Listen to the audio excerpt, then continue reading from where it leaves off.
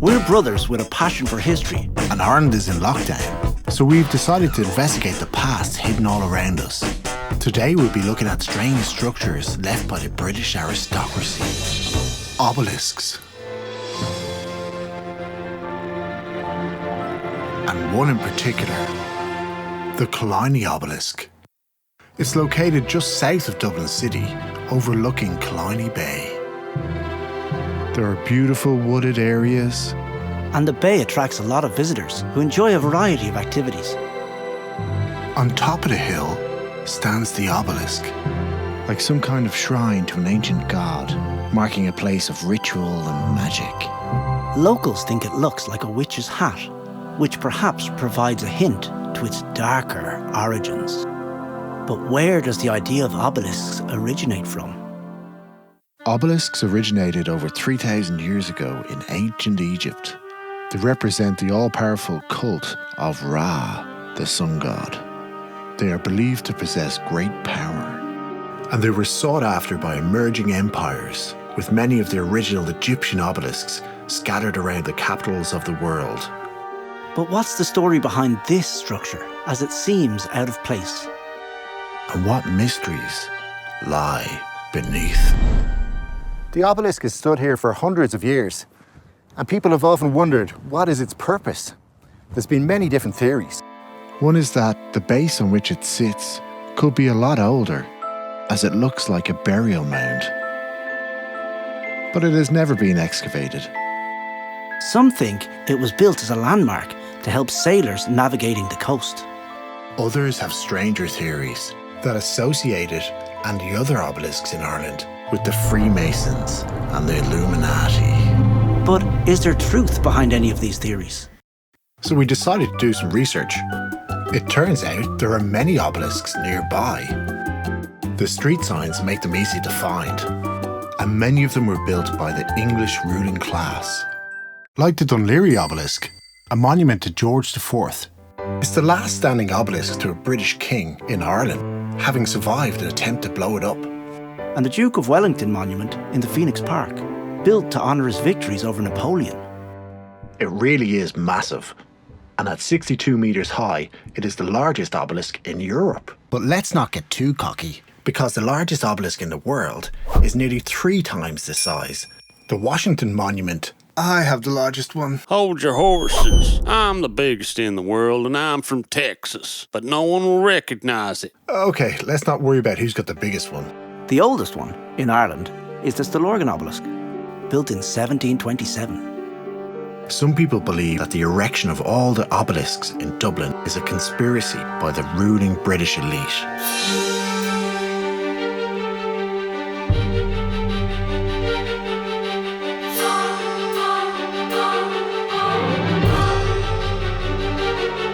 The first one built was the Stillorgan obelisk by Viscount Allen. His son was the Grand Master of the Freemasons. And the Dunleary obelisk, King George IV, he was the Grand Master of the English Freemasons. Dear God. It was built by Marquis Wellesley, the Lord Lieutenant of Ireland. He was a part of the Protestant ascendancy, and he's also connected to the Wellington obelisk. It's dedicated to his brother Arthur Wellesley, the Duke of Wellington, and they were both members of the Masonic order. We're going to need access to their archives. The Grand Lodge is on Molesworth Street. That's going to be difficult. It's closed due to a global pandemic. Damn. Hang on, I have an idea. Secret organisation. It's existed for 300 years. And they use symbols from the ancient East in their strange rituals. They're watching you. Some believe they were built in a pattern designed to amplify supernatural power. Kinda like the ESB grid? Yeah, but for psychic energy rather than electricity. It is thought that this grid could be harnessed to open a portal that will allow a great evil to consume and destroy the world. It kind of reminds me of the plot to a 1980s sci-fi movie. Can't think which one. So, does this obelisk have a hidden purpose? Could this conspiracy theory really be true? Of course not. It's just a folly.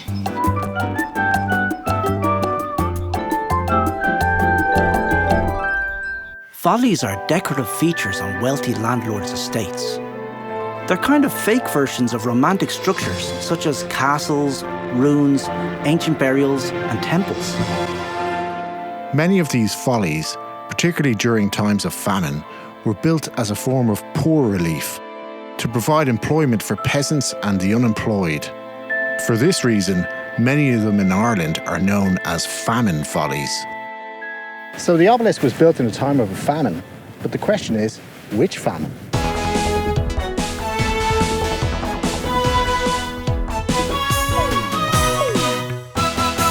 Was it A, the Great Famine of the 1840s, known as the Potato Famine, caused by the potato blight, which saw over 1 million die and even more emigrate, and is estimated to have killed between 12 and 15% of the population? Or was it B, Famine of the 1740s, caused by extreme weather known as the Great Frost, which affected all the crops and resulted in deaths of between 13 and 20% of the population? Or was it C, the Famine of the 1650s, caused by the destruction of crops and food supplies by the English armies of Cromwell, estimated deaths between 10 and 40% of the population? Which one do you think it is? Answers after this short commercial break. New and improved 5K Energy. Feeling drowsy? Unmotivated? It'll perk you right up and get you out experiencing history firsthand. Our product is more zing than ginseng. We'll promise you'll see results straight away. You'll climb that hill, scale that pyramid, and find your goal. Always read the label. Results may vary. Welcome back. So which famine was it? If you selected option B, the famine of the 1740s, well, you're correct. The year 1740 to 41 was known as Blean on Air, the year of the slaughter. A cataclysmic event known as the Great Frost saw the most severe winter across Europe. All the rivers froze solid and the Arctic conditions prevailed for months, causing crop failures and food shortages. It was so cold, there were reports of birds falling frozen from the sky. There were food riots and bakeries were attacked. Known as the Hard Frost, was a time of such distress and suffering among the working classes that wealthy proprietors all over the country erected fanciful structures merely to give employment to the poor. Mappas or Malpas was a family who had been granted lands in Ireland, and their estate was Rochestown House. John Malpas paid for the obelisk to be built as a way of providing employment for the people in his estate during the Great Scarcity. A handful of rich landlords did the same, such as Catherine Connolly, who also commissioned an obelisk in 1740. The Connolly Folly. She had the genius idea of also feeding the starving people on her estate, and built the wonderful barn as a grain store against future famines. Acts of charity were few and far between, and Excuse me, but I also did some charity work. I invited an international music star to premiere his greatest works in Dublin. This was long before Live Aid. I was ahead of my time. Handel's concerts were indeed a musical success. They raised £400 for local charities. Just give us the bloody money. But ultimately, all the acts of charity were inadequate and hundreds of thousands of people died from disease and starvation. Almost 1 in every 5 people. You never really hear about the famine of the 1740s, with the Great Famine grabbing all the headlines. It's like no other famine ever existed. And the sad news is, there's been many famines. Several every century. And the obelisk reminds us of one of the worst of the forgotten famines. So perhaps it's not that weird that Mappas chose to build an obelisk during this time of great hardship. They were built by ancient Egyptians as offerings to the sun god Ra, to bring the people warmth and plentiful crops in the coming years. That seems to make sense. So was it built on a burial mound? I'm not sure.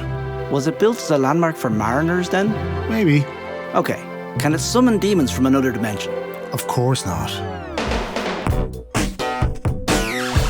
So now we can go beyond our own 5K. So let us know about the interesting history in your area for the next one. In the meantime, it'd be good to get your feedback on this video. Leave a comment below. If you think we've got any of our facts wrong, feel free to troll us. Troll us. If you want to see our new videos as they come in, subscribe. See you next time.